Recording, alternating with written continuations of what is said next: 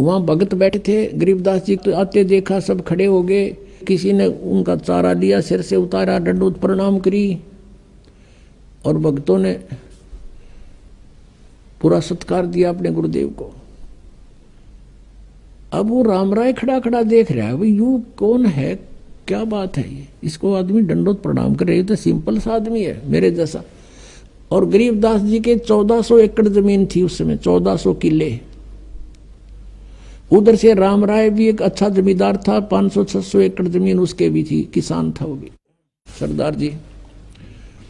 अब उसने सोचा यू किसान बताओ अच्छी जमीन है इसके, अभी सुना मैंने, और बैल बाल बांध रखे। इन्हें सोचा यू मेरे कैसा किसान है, इसके ये मजदूर होंगे जो इसको प्रणाम करें। अब उसने पूछा रहे ये कौन है भाई, उन्होंने बताया गरीबदास जी के शिष्यों ने कि महाराज हैं गरीबदास जी, ये बड़े महापुरुष है पहुंचे हुए। अब राम राय बैठ गया जमीन के ऊपर, कलेजा पकड़ के, अगी इतनी दूर आया और खोदा पाड़ और पाई चुया, यू महाराज जी पाया, देख मेरे कैसा किसान रहता रहा गजब भैया। अब वो अंतर्यामी थे गरीबदास जी, उसकी सारी देख रहे थे, यो भगत तो फ्यूज हो गया। उधर से गरीबदास जी ने जितने वहां 5-4 भगत थे उनसे कहा, किसी को तो बैलों को चारा डालने की सेवा दे दी, किसी को कहा भी बैलों को पानी पिला लो तालाब पर जाकर के, सब इधर उधर कर दिए। और अपने लिए एक बाल्टी रखवा ली पानी की नहाने के लिए। गरीबदास जी सामने नहाने लग गए पाटड़े पर बैठ के, और वो सामने बैठा था उसको बैठा दिया चारपाई पे, राम राय को बैठ जा। अब उस राम राय वहां बैठ गया, अब चल इतनी दूर आया, इस तरह पूछता लो कि साग महाराज से हो, इस दृष्टिकोण से वो बैठ गया।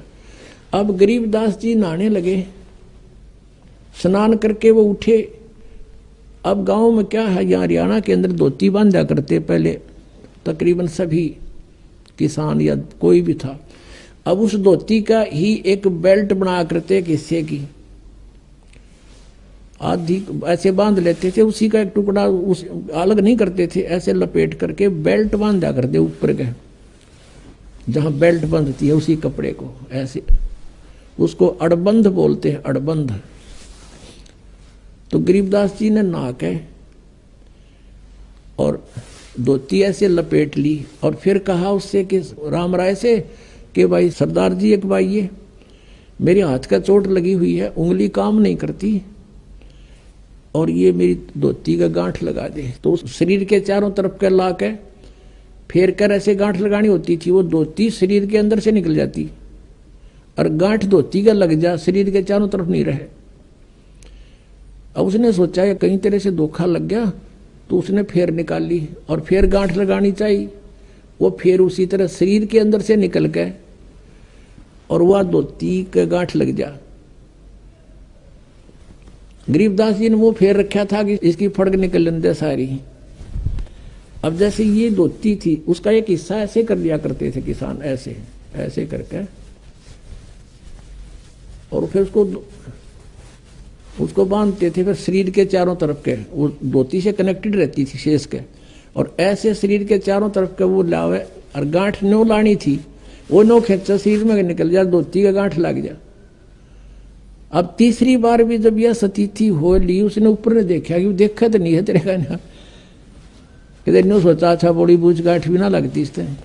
जब उसने ऊपर को देखा और राम राय था विष्णु जी का पुजारी, तो गरीबदास जी का ऊपर का हिस्सा विष्णु जी जैसा हो गया, सिर पर मुकुट, 4 हाथ, शंख चक्र गदा पद्म।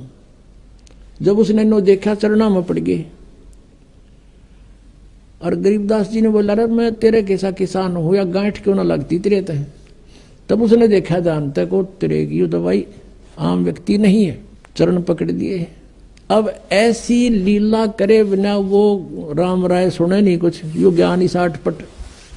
अब राम राय विवश हो गया कि ये तो भाई परम शक्ति है, विष्णु जी अवतार आए हैं, विष्णु जी ना है तो उसका अवतार जरूर है, मतलब हमारी ऐसी धारणाएं होती हैं। तो इसलिए उसको ये ज्ञान सुनाना, शरण में लेना, कहते हैं 100 सलसी मैं करूं अपने जन के काज।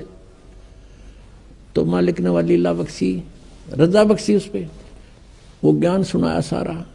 एक हफ्ता रोक्या, खूब उठर जान निकल दिल करे था उसका, रंग दिया रंग में। तब उसने कहा कि भगवान ये ज्ञान तो आज तक किसी ने हमें नहीं बताया जो आज आपने बताया।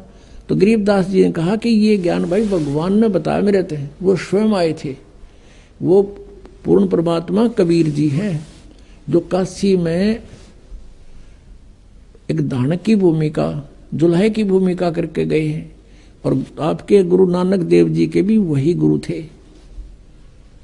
अब वो तो राम राय तो सारी मान गया, बाकी सिख समाज मानो चाहे ना मानो। तो क्या बताते हैं, हम सुल्तानी नानक तारे, गरीबदास जी कहते हैं कि मेरा भी उद्धार किया, अब्राहिम सुल्तान अधम का उद्धार किया, और नानक जी का उद्धार किया, और दादू दास जी का उद्धार किया उसी कबीर परमात्मा ने। हम सुल्तानी नानक तारे दादू को उपदेश दिया, और जात जुलाहा भेद नहीं पाया, वो का सीमा है कबीर हुआ। अब राम राय जी कहने लगा सरदार जी, अब उसको कि शुरू में यह ज्ञान इंसान सुने है, कभी सच्चा कभी झूठा, ना नो नहीं ऐसे नहीं, तो उसका दिमाग झूम रहा था इस कारण से भी, और वैसे भी उसका उर्फ नाम झुमक रहा था। तब गरीबदास जी ने कहा कि तत्व भेद कोई ना कह रे झुमकरा, ये पैसे ऊपर नाच सुनो रही झुमकरा। कोटों मध्य कोई नहीं रे झुमकरा, अरबों में कोई गर्क सुनो रही झुमकरा।